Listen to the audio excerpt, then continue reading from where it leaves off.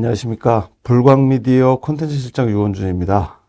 티베트 불교의 숨겨진 이야기 7번째 시간 시작하도록 하겠습니다.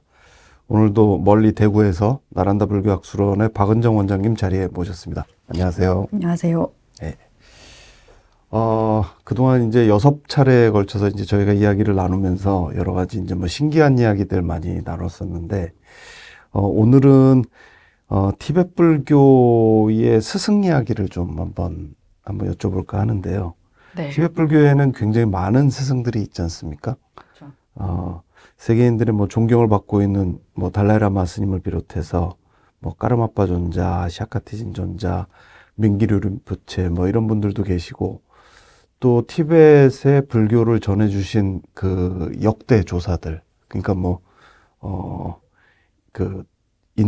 나란다 불교에서 그 티베트 불교로다가 불법을 전수해 주시는 그런 고승들도 계시고요. 그래서 오늘은 이런 티베트 불교 전통의 이런 스승들께서 어떤 가르침을 주시고 계신지, 그리고 이 스승들께서 또 가지고 계신 각 그 티베트 불교의 종파별로 어떤 특징이 있는지 간략하게, 그리고 조금 쉽게 알아보도록 하겠습니다. 예. 제가 앞서서 이제 뭐, 그 티베트 불교 스승 대표적인 분들 한 4분 정도 말씀을 드렸는데, 티베트 불교에서 이렇게 좀 손꼽을 수 있는 스승들 좀 개괄적으로 좀 설명을 좀 부탁드리겠습니다. 일단은 달라이라마는 이제 뭐 물론 겔룩파 전통에서 배출된 인물이긴 하지만 종파 초월적인 인물이거든요. 그래서 보통 달라이라마를 겔룩파의 수장으로 잘못 알고 계시는 분들이 많아요. 근데 이제 달라이라마는 티베트에 이제 지금은 이제 그 정치적 권한들은 모두 내려놓으셨지만 정치, 종교, 모든 종교의 종파를 초월한 그런 인물이고요. 종교적으로 이제 뭐, 그러니까 불교, 티베트 불교 안에서는 이제 4대 종파를 얘기하거든요. 4대 종파 혹은 최근에는 5대 종파로 얘기를 합니다. 그래서 잘 아시다시피 닉마파가 있고, 그 다음에 까규, 싹야, 그 다음에 겔룩, 조낭파라고 있습니다. 또 조낭파도 이제 그 큰 종파 안에 넣어달라고. 근데 이제 크게는 이제 4대 종파를 얘기를 하고요. 겔룩파는 겔룩파의 종정이 있습니다.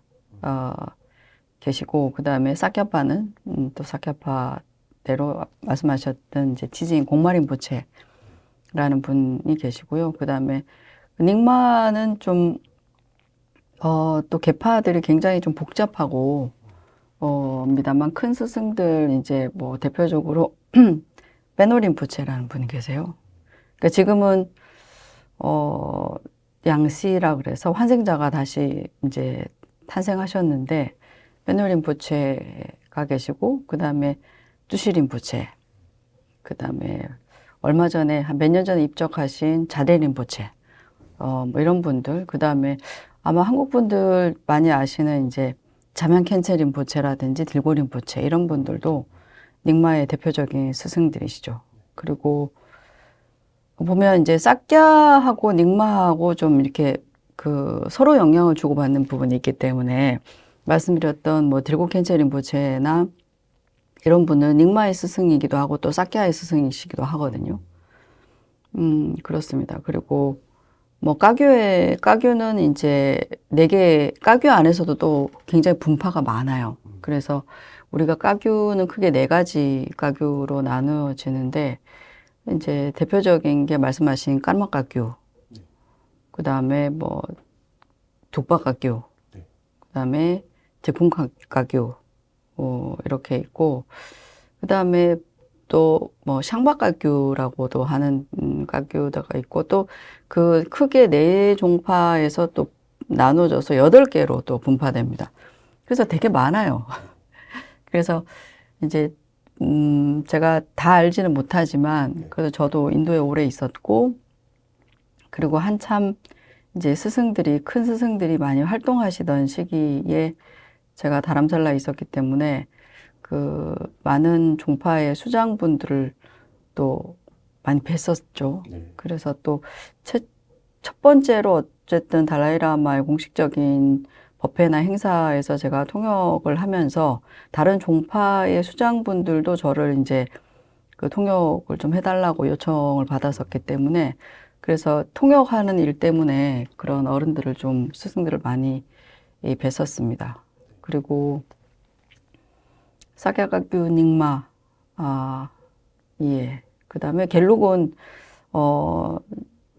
달라이라마를 위시한 원래는 판첸이 부체가 계시는데 판첸 라마가 계시는데 예, 중국에. 예, 중국에 예, 지금은 이유 알 수 없죠. 어릴 때 예, 그 이후로 잡혀간 이후로 알 수 없고 그 이외에 이제 갤룩 안에서는 이제 크고 작은 많은 림포체들이 계시고요.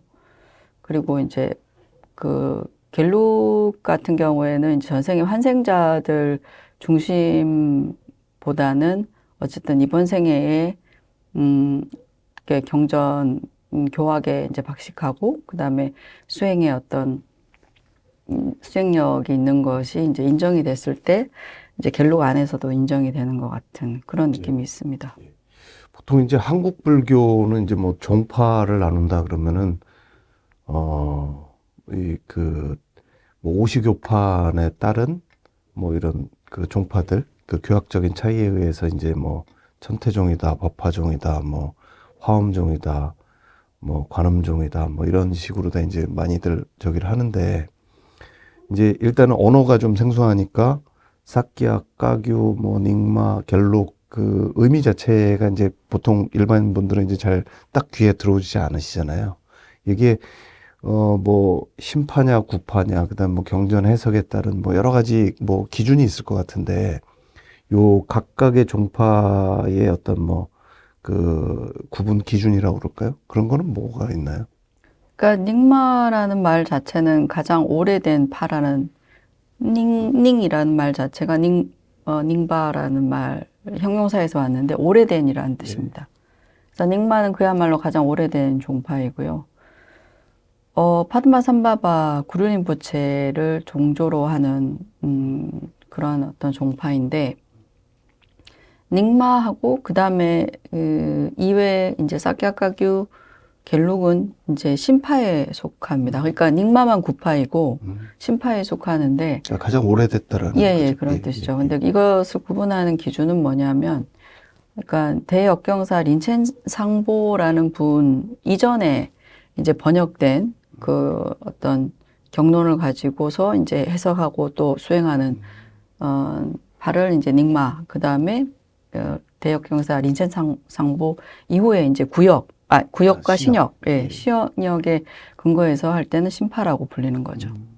그러니까 크게 보면 그 대역경사 스님 전에 있었던 구파, 예, 그러니까 고파라고도 할 수 예, 있겠지만 고파라고. 닉마파가 이제 가장 오래된 네, 네, 그리고 신역을 따르는 그 사키야, 까규, 갤록 예. 이렇게 이제 그 크게 이제 네 가지의 그 기준을 나눌 수 있을 것 같고요. 그리고 이제 뭐 어쨌든 우리나라도 이제 뭐 각 종파별로 이제 교조는 석가모니 부처님이지만 네, 종파별로는 이제 또 종조라는 게 있지 않습니까? 네, 그렇죠. 그러니까 그 어떤 종파의 큰 스승. 그래서 뭐 해동 화엄종의 초조는 뭐 의상 스님이다. 뭐 이런 식으로 얘기할 때, 그러니까 이렇게 봤을 때는 이제 그 각 종파별로 따르는 종조 스님이라고 그럴까요? 큰 스님이 어떻게 이렇게 구분이 될까요? 일단은 닉마 같은 경우에는 방금 말씀드린 것처럼 파드마 삼바바라고 보시면 되고 그 시작을 기원을 파드마 삼바바의 가르침으로 기원을 두고 있고요. 그 다음에 두 번째는 이제 사꺄 까교인데 그 사꺄라는 그 말 자체가 네. 그 백토라는 뜻이 있고요. 흰 하얀 땅. 예, 하얀 네.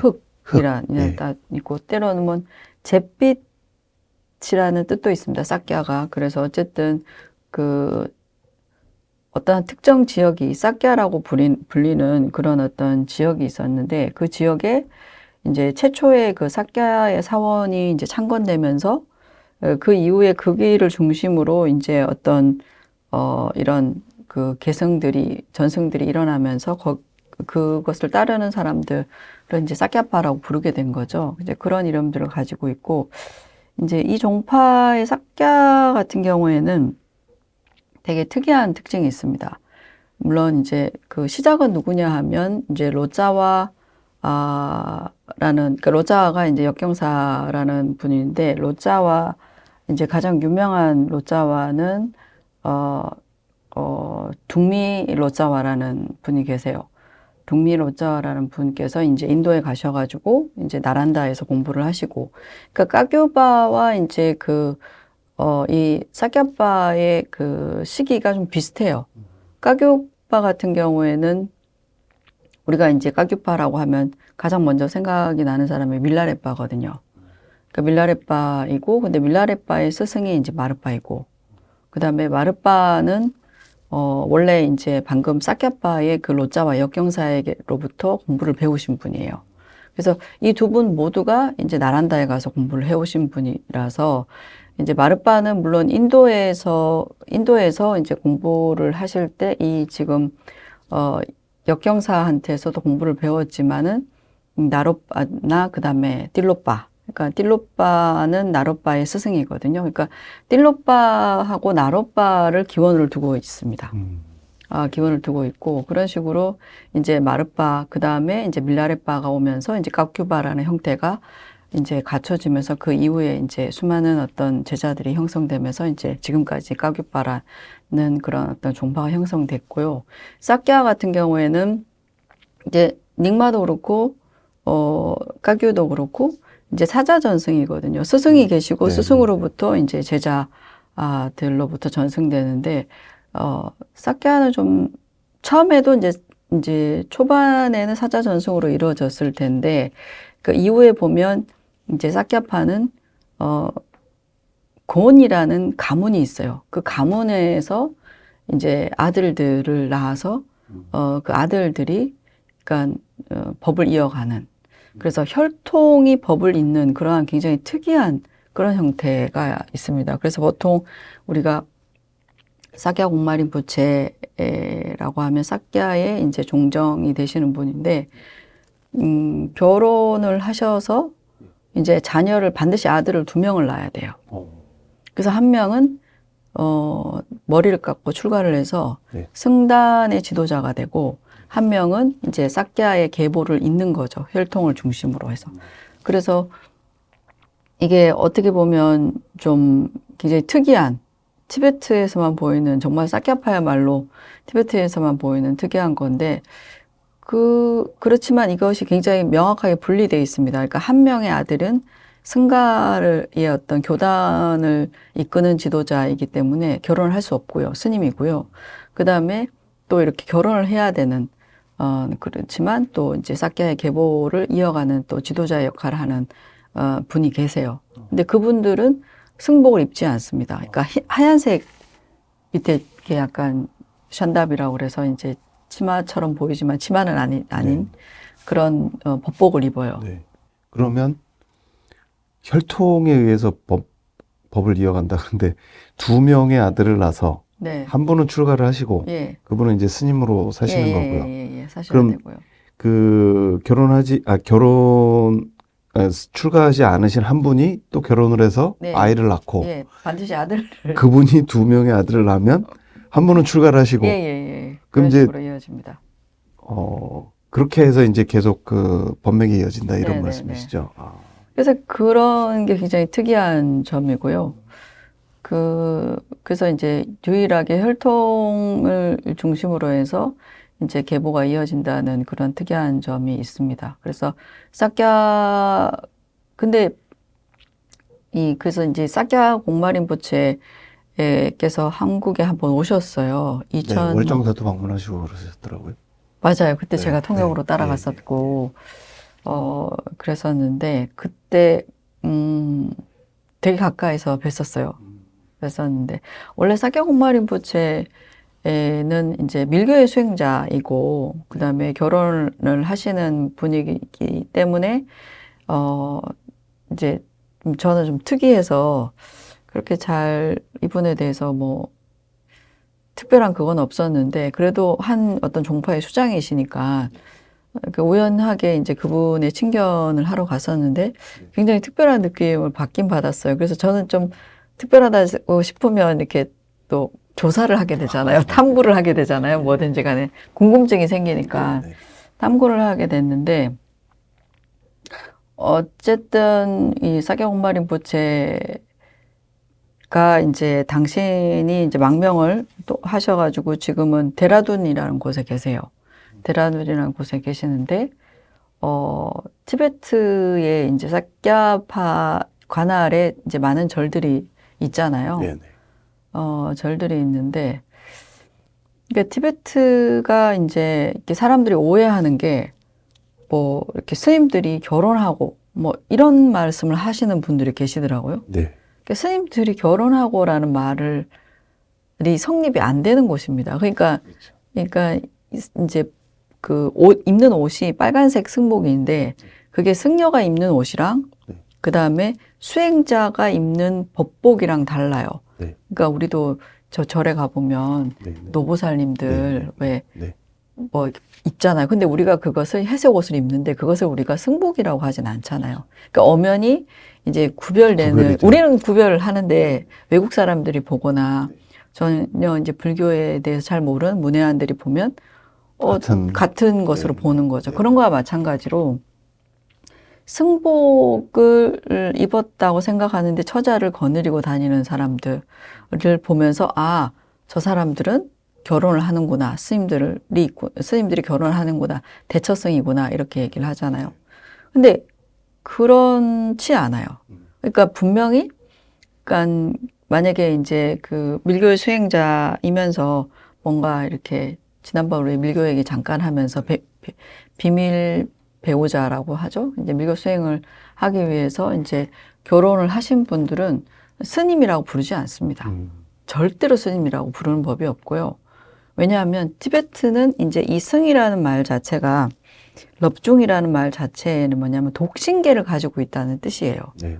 그래서 오히려 티베트 스님들이 저한테 한국 스님들은 처자가 있다면서 라고 역으로 질문 받은 적이 되게 많아요. 그래서 제가 아니 그런 대처승이라는 말이 있긴 한데 그것은 그러니까 어떤 외색 불교이잖아요. 어떻게 보면 일제시대의 잔재이기도 하고 그리고 이게 본래부터 한국에 있었던 것이 아니라 어쨌든 그런 역사적인 것과 관련해서 일본의 어떤 문화가 들어와서 있긴 한데 그렇게 이제 설명을 드리죠. 근데 왜냐하면 우리가 이제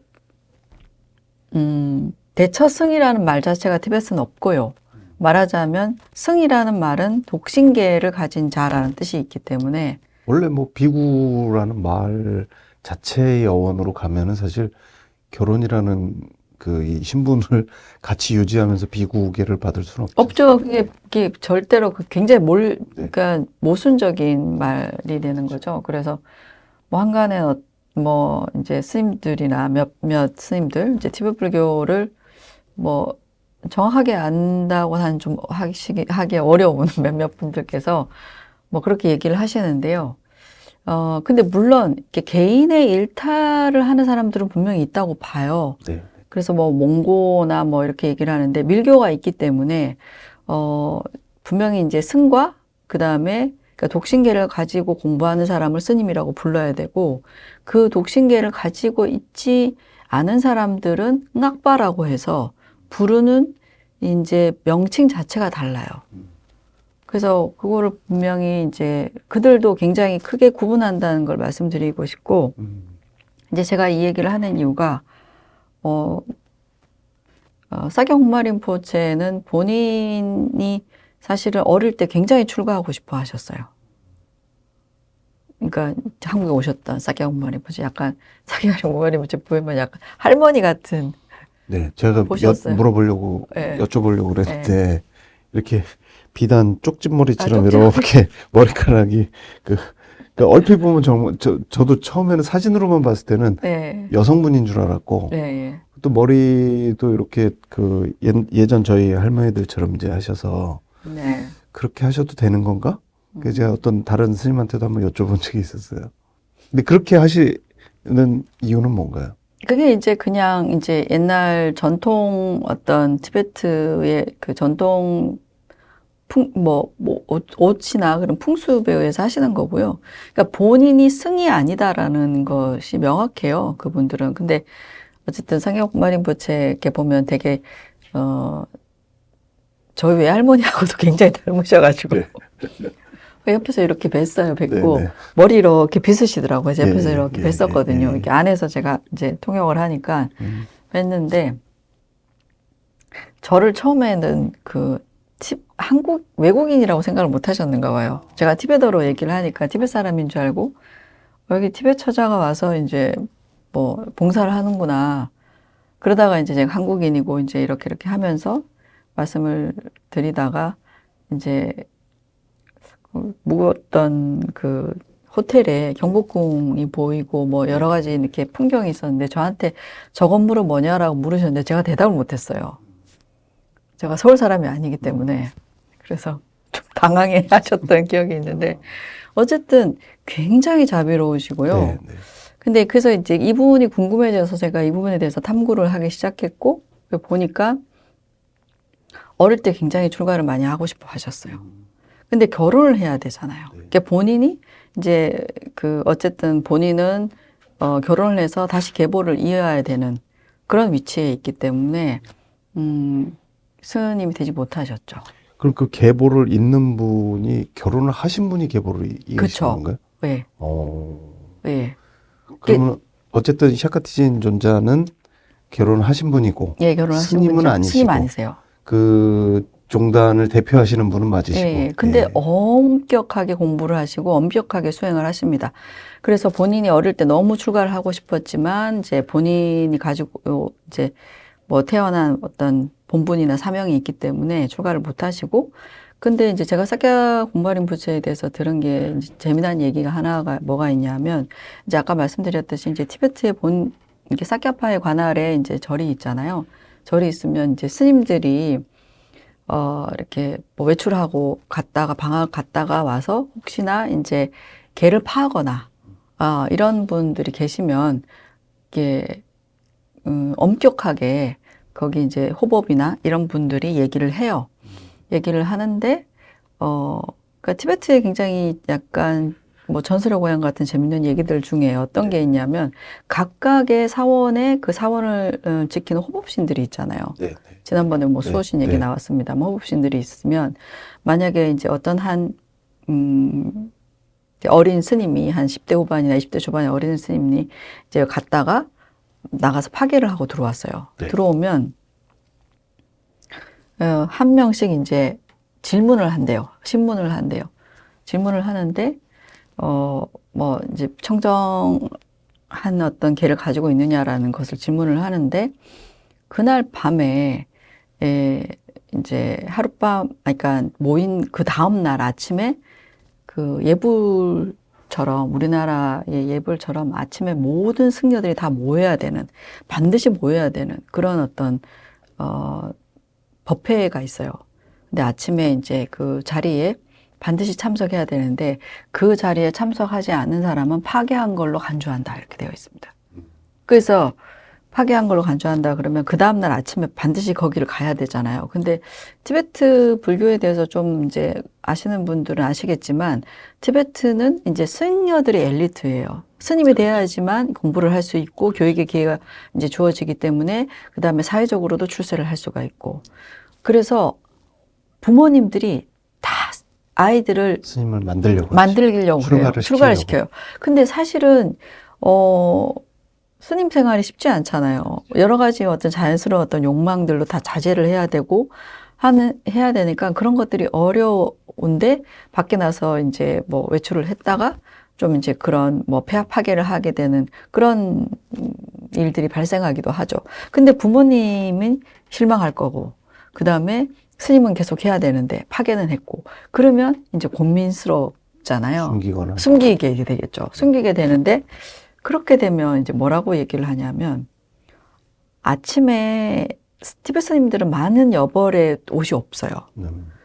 예, 근데 션답이라고 해서 밑에 이렇게 치마처럼 보이는데 그게 치마는 아니고 이렇게 굉장히 긴 건데 원통처럼 되어 있는데 그걸 이렇게 똘똘똘 말아서 밑에 아래 하의의 승복을 입어야 되거든요. 그럼 안에는 바지를 입으시는 건가요? 아니요, 바지 없습니다. 그게 없어지는 거예요. 그래서 호법신들은 파괴한 스님들이 그 다음날 아침에 그 자리에, 법회 자리에 참석하지 못하도록 옷을 숨겨버리는 거예요. 옷을 가지고 간다는, 그래요. 그래서 그게 저한테 스님들이 얘기를 하시면서 고향에서 있었던 일 얘기하면서 진짜라고 그렇게 얘기를 해요. 그래서 왜 믿을게요. 이제 저희는 그렇게 하는데 그것이 너무 공공연하대요. 그래서 그 사원에서 스님들이 이제 계를 지키는지 안 지키는지 이제 호법신이 그걸 가장 많이 본다는 거예요.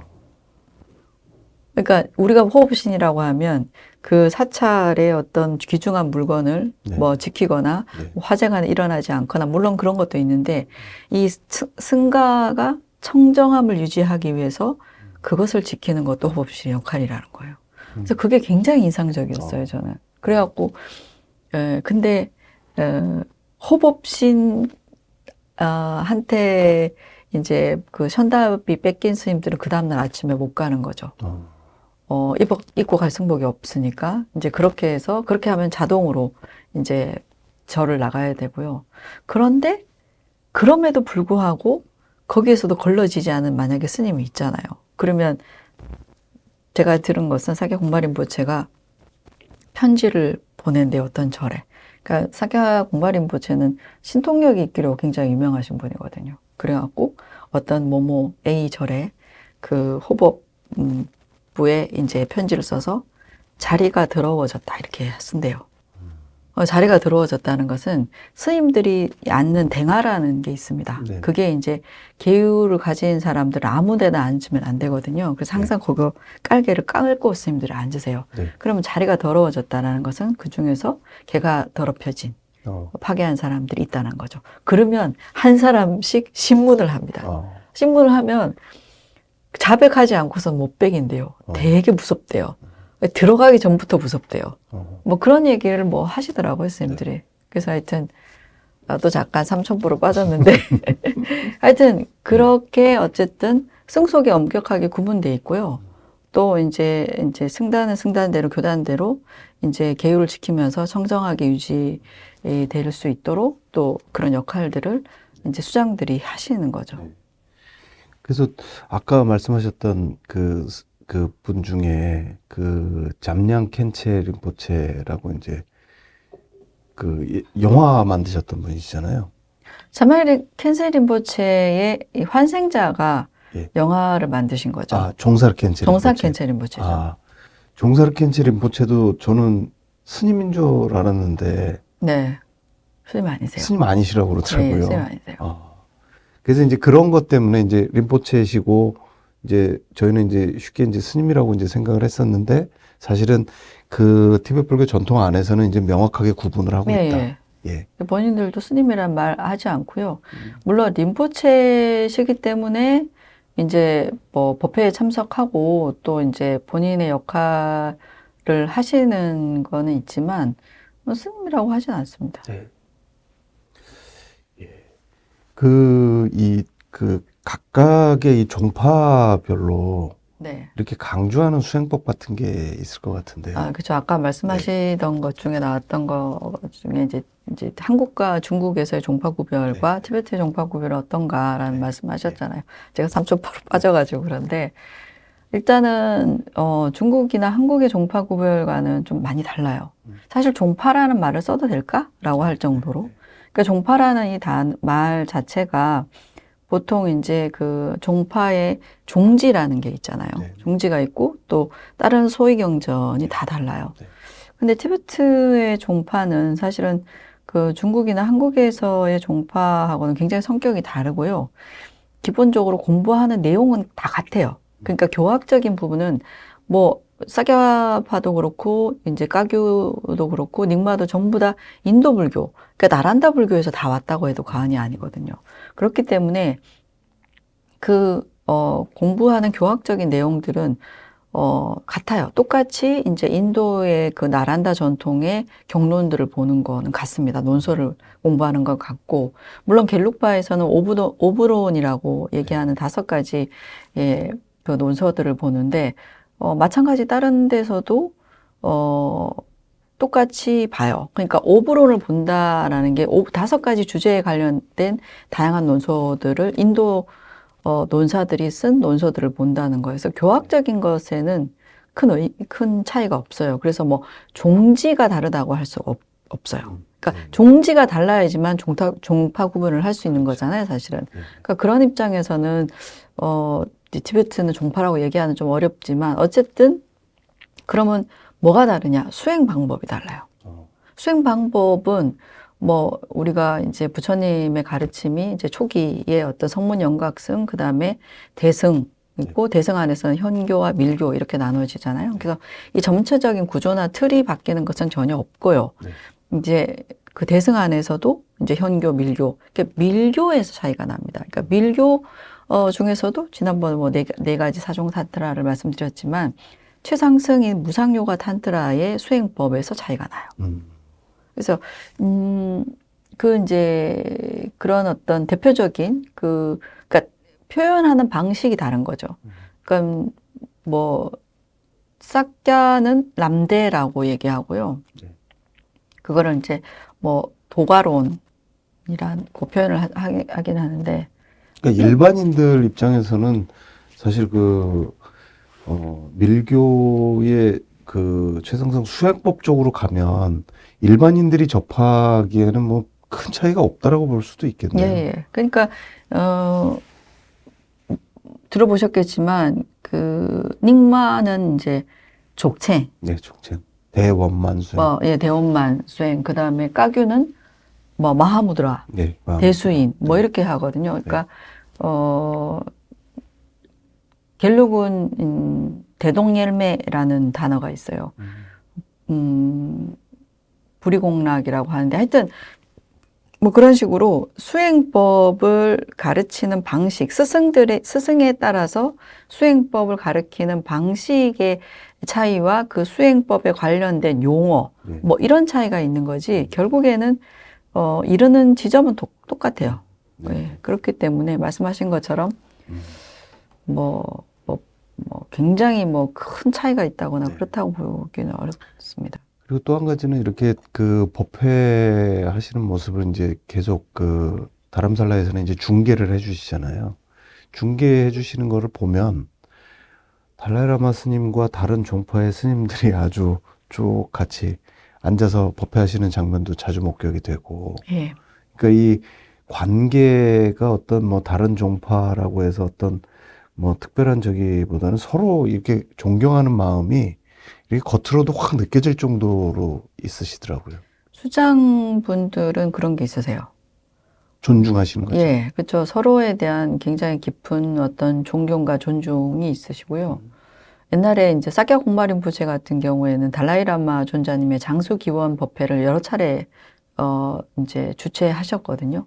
하실 때 보면 이제 달라이라마 존자님이 이 티베트 불교와 티베트인들을 위해서 얼마나 많은 노력을 하셨는지에 대해서 이제 그 편지를 쓰셔서 읽으신 적이 있는데 눈물을 막 흘리시면서 그렇게 읽으세요. 그러니까 뭐 사꺄 공마림푸체와 달라이라마의 그 두 분의 서로에 대한 어떤 깊은 신뢰와 어떤 애정이 느껴지는죠. 그리고 뭐 까규파에서도 이제 많은 스승들, 그 다음에 닉마의 뭐 주시림포체라든지 달라이라마 존자님께서 어떤 큰 법석을 여시면 그런 수장들께서 다 오셔서 함께 하세요.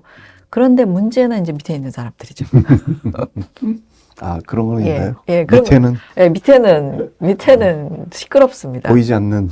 밑에는 이제 당신의 스승이 최고다라고 하면서 또 이제 아까 말씀드린 것처럼 사꺄 안에서 또 그다음에 뭐 사꺄는 좀 덜한데 닉마 안에서도 이제 스승들이 다 다르고요. 고수와 하수의 세계가 좀 네, 지향하는 그렇죠. 바가 다를 수 있겠네요. 깍교 안에서도 이제 다양한 이제 스승들이 있기 때문에 그래서 이제 각 파별로 또 이제 자기 스승들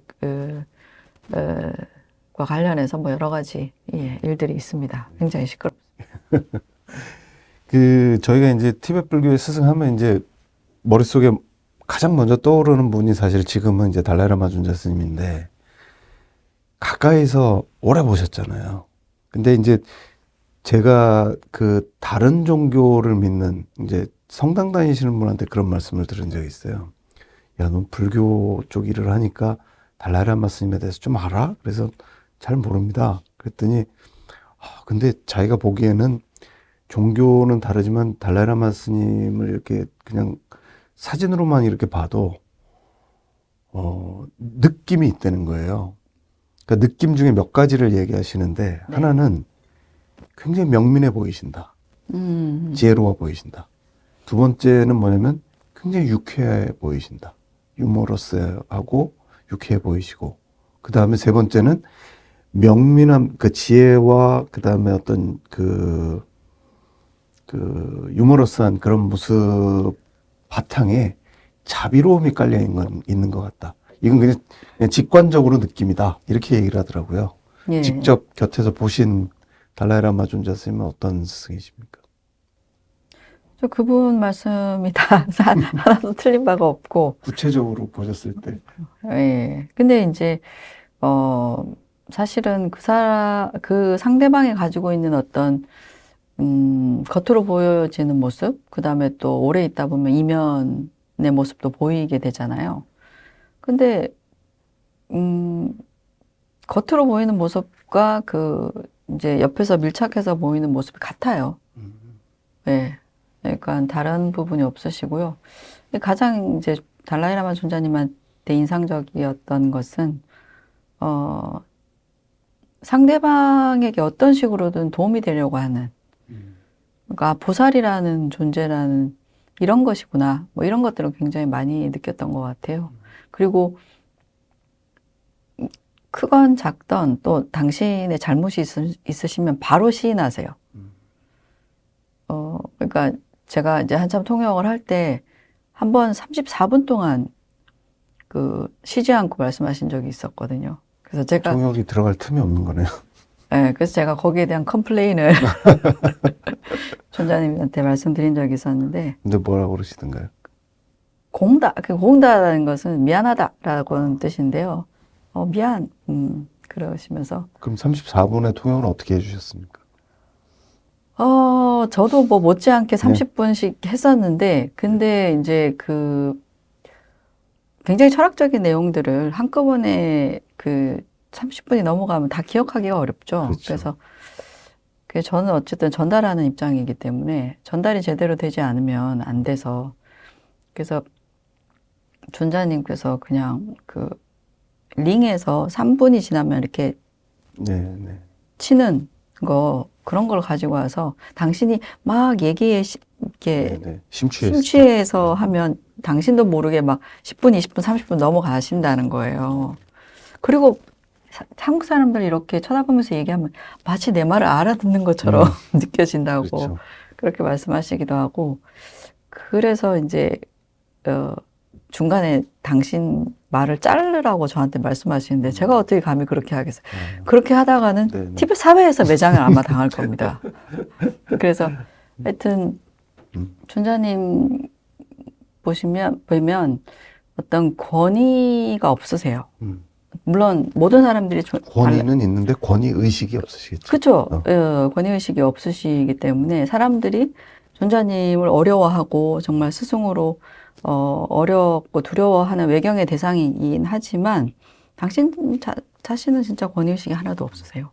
그리고 이제 사람들 이렇게 한국인들이 항상 들어가서 뭐 단체로 이제 가까이서 아련하고 또 질의응답 같은 걸 하면 항상 이렇게 대중을 살피시고 뭐 불편한 게 없는지, 그러니까 그런 면모들을 보면 인간에 대한 애정 가지고 있는 정말 자비로운 어떤 보살이라는 그런 생각들, 그런 것들을 늘 이제 제가 한 15년 정도 있었으니까요.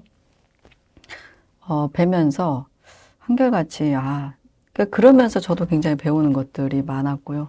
인간에 대한 이런 큰 애정을 가지고 있고 정말 조금 작은 일이라도 도움이 되려고 하는 그런 부분, 그런 것들이 가장 인상적인 부분이었죠. 네. 그리고 이제 저는 이제 개인적으로 좀 이제 받는 느낌 중에 하나가, 그 달라이라마 스님께서 이제 법문을 하시면 늘 강조하시는 게 있으시잖아요. 공성과 보리심.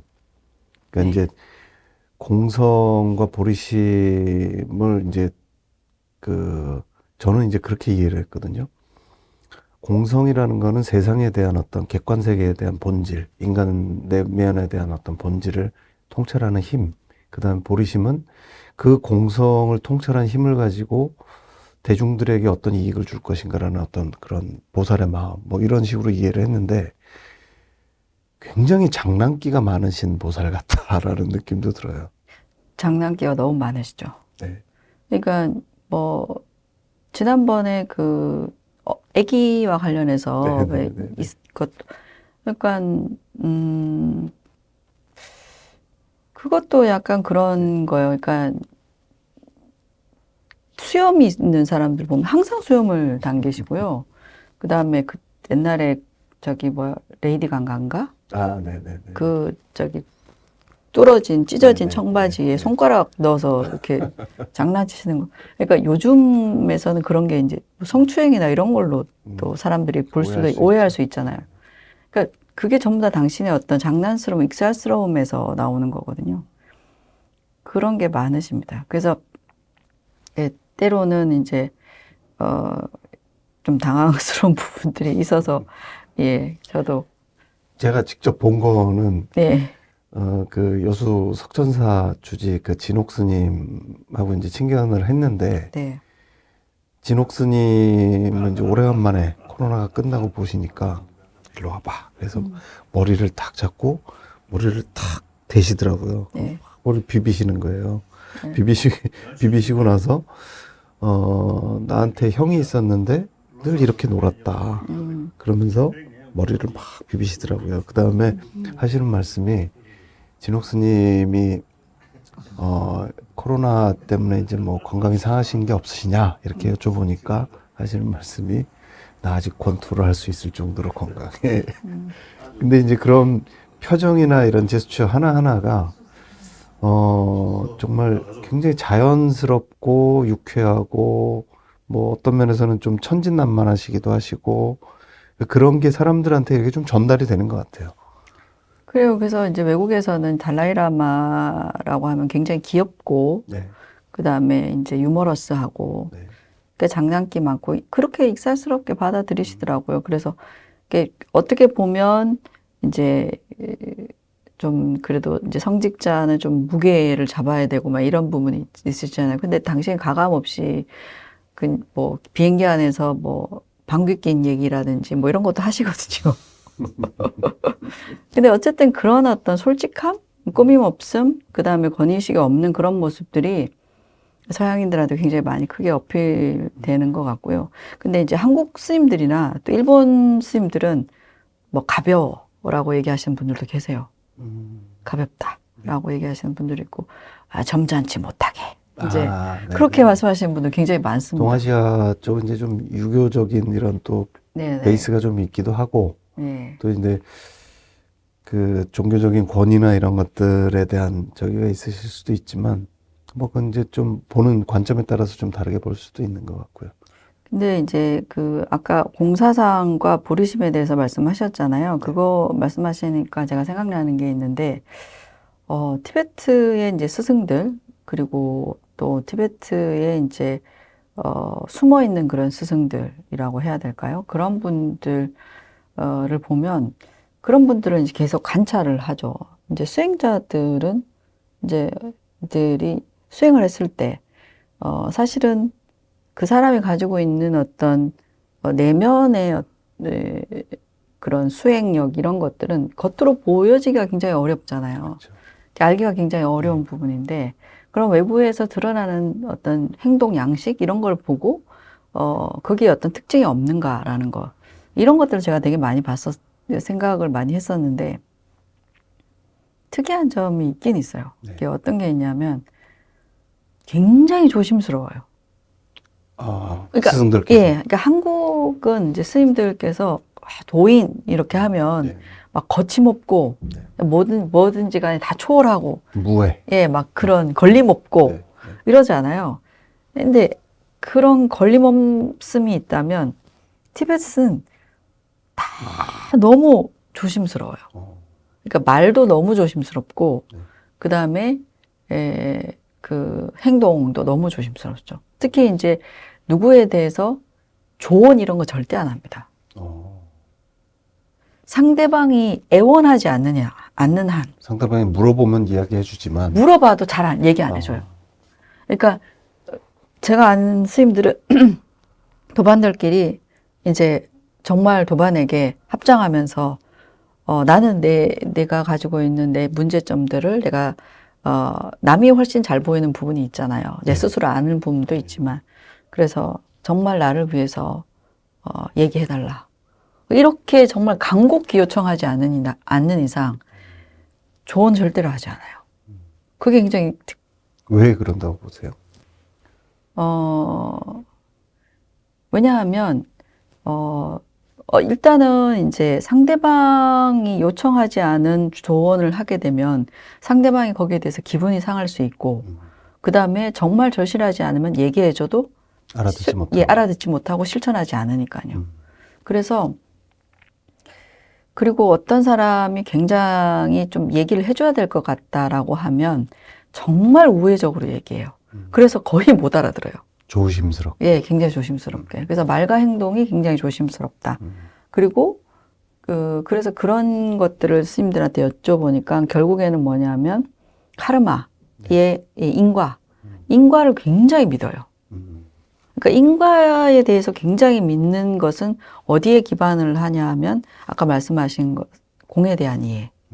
그러니까 공성에 대한 이해. 그러니까 우리는 공성이라고 하면 잘못 이해하시는 분들은 약간 아무것도 없다.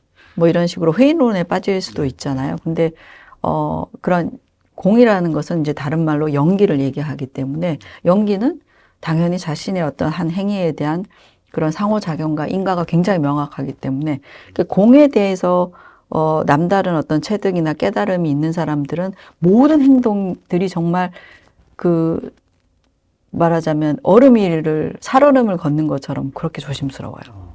그게 제가 생각하기에는 그게 가장 큰 특징이에요. 스승들의 공통적으로 보이는. 네, 보이는 특징이고.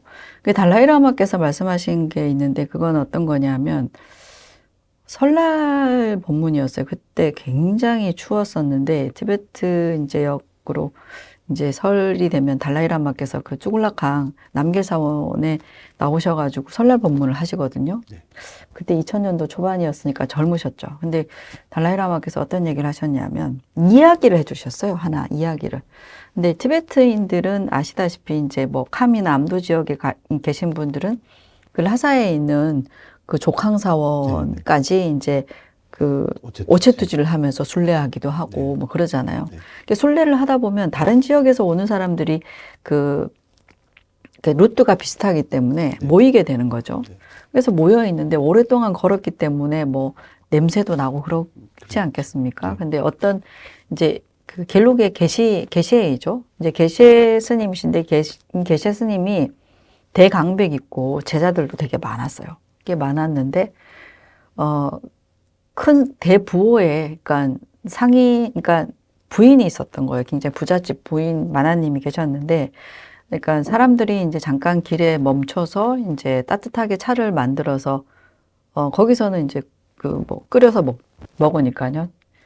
차를 만들어서 먹는데 둘러 앉아 있잖아요. 둘러 앉아 있는데 옆에 그 부잣집 마나님이 있고 여기에 그 좀 나이가 있으신 그 게시 스님이 계셨는데 게시 스님이 본인의 옆 자리에 신발을 이렇게 올려놓으신 거예요. 왜냐하면 이제 책상 다리를 하고 이제 차를 이렇게 드셨는데, 그러니까 이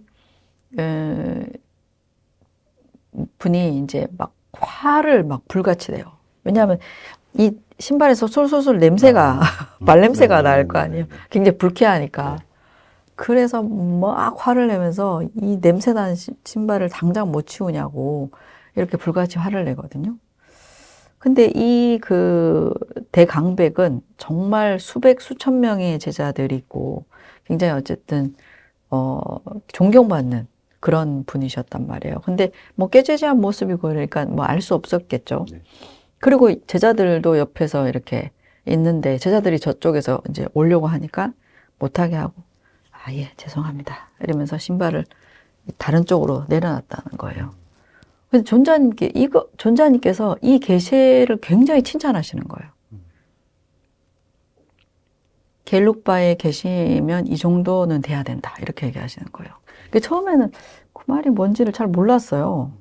근데 이제 나중에 이제 지나고 보니 누군가가 나를 굉장히 무시하고 그 다음에 화를 내는 것에 거기에 아무런 마음이 일어나지 않는 거예요.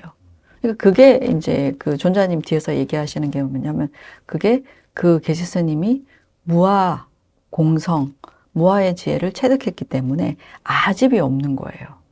그래서 아집과 아상이 없기 때문에 아, 예. 이렇게 할 수 있다는 거예요. 왜냐하면 대부분의 사람들은 이제 내가 그리고 또 수백 수천 명의 그런 제자가 있는 모든 사람들의 존경과 존망의 대상이라면 자기를 드러낼 거잖아요. 상이 나오는 어떤 식으로든 네. 드러낼 거잖아요.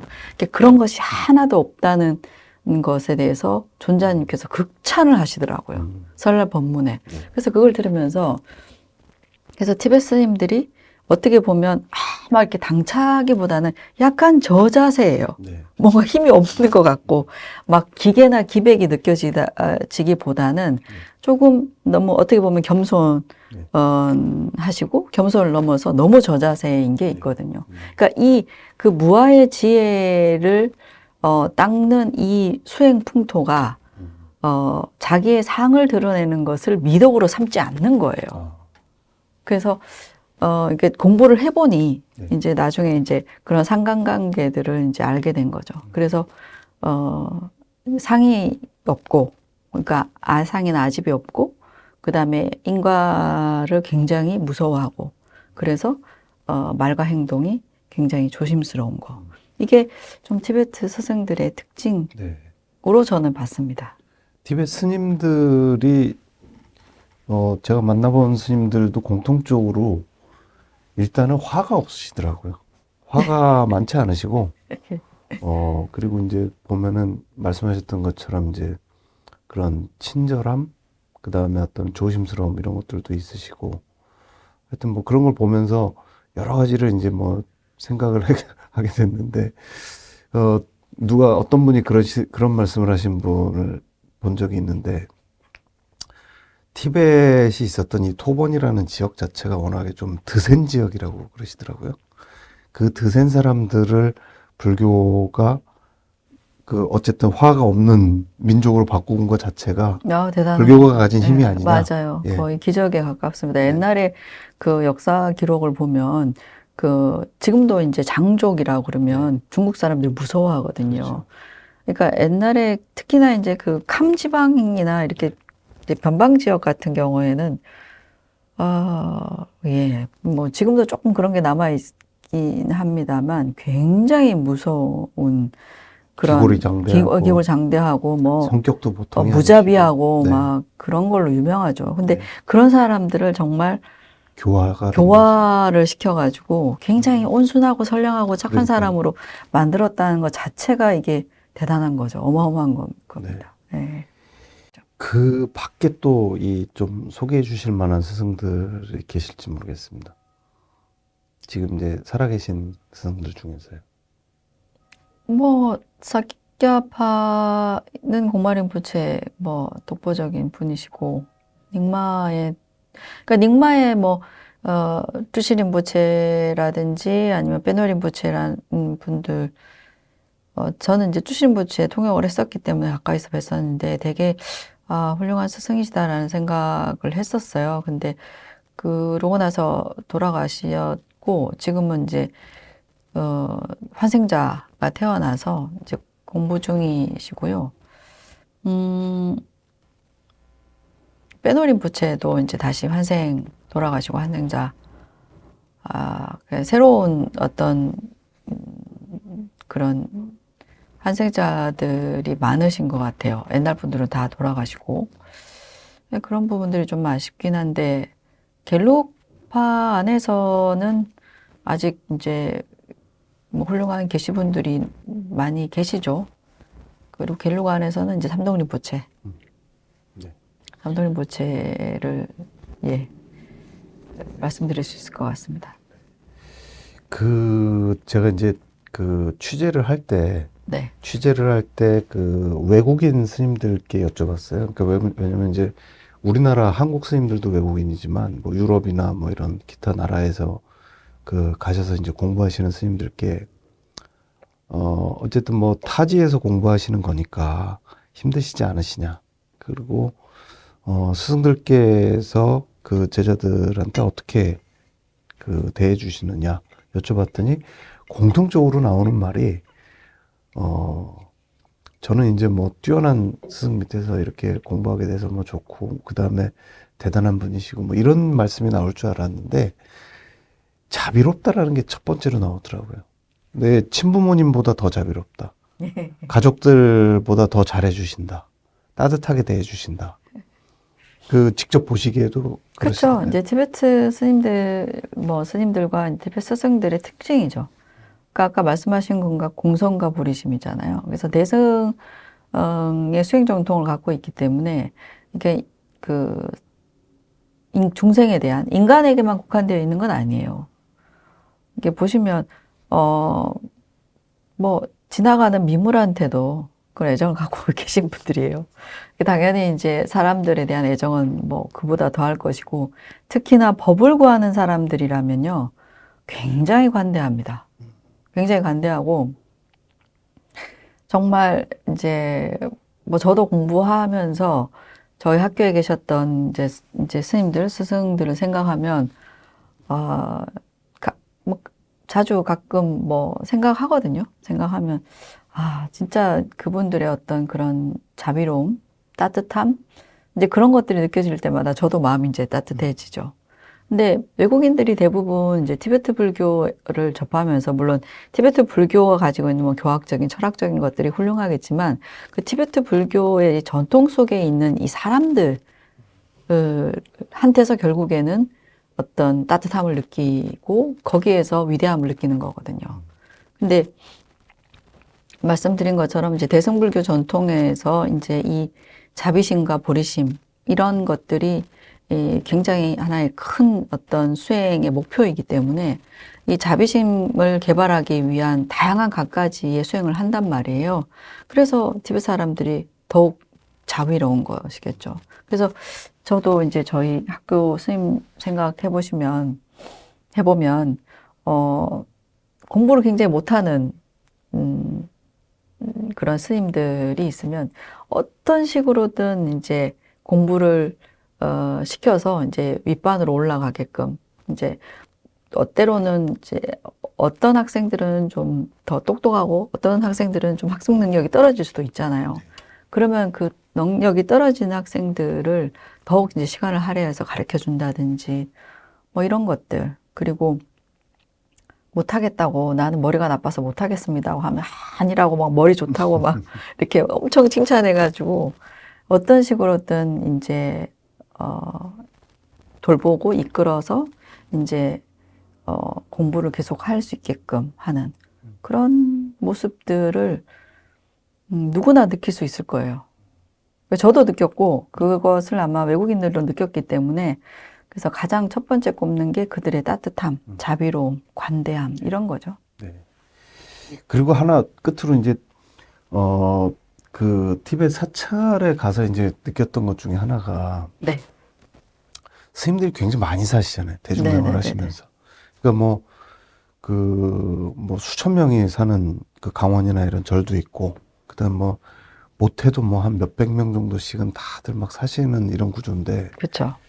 그러니까 우리나라로 따지면 이제 그런 생각을 했어요. 우리나라에 조계종의 절이 한 3,000곳 정도 된다고 그러더라고요. 조계종의 스님이 한 10,000명에서 12,000명 정도 되고요. 근데 우리는 보통 보면은 이제 출가하시고 득도, 그러니까 비구계를 받으면, 구족계를 받으면 일단은 이제 스님으로서 모든 거를 다 하실 수 있잖아요. 법문도 하실 수 있고. 근데 티벳 절은 보니까는 그렇지 않더라고요. 그렇지 않습니다. 출가해서 삼위계를 받고 그다음에 구족계를 받으면 일단 그때부터 이제 수행이 시작되는 거고 공부가 시작되는 거고 법상에는 뭐 아무나 올라가고 법상에 못 올라갑니다. 그런 거 아니더라고요. 네, 올라갈 수 없습니다. 그러니까 그런 의미에서의 이 스승. 예. 그러니까 우리는 이제 스님이라는 말을 스승님의 뭐 준말이다 해서 이제 스님이라고 한다 이렇게 보통 설명들을 해주시는데 아, 그런가요? 예 그렇게 이제 설명하시는 분들이 몰랐네요. 많으시죠. 스승님 혹은 뭐 승님을 이렇게 그 줄여서 이제 스님이다 아, 이렇게 이제 스님, 한다. 스승님, 네. 승님. 네, 네. 근데 이제 그 티벳 불교의 이 스승에 대한 이 관점으로다가 보면은 출가했다고 다 스승이 되는 건 아니잖아요. 그렇죠. 그런 면에서 스승의 의미가 좀 다를 것 같은데 그거 마지막으로 좀 설명을 해주시죠. 그쵸. 스님이 됐다고 해서 이제 스승이 될 수 있는 건 아니고요. 말씀하셨듯이, 본인이 자격을 갖춰야 되니까, 오랫동안 공부를 하고 수행을 하죠. 수행을 하고, 그 다음에 많은 대중들에게 법문을 할 수 있는 정도는, 아무나 못해야죠. 지금 달라이라마 존자님 말고 그 겔룩바에서는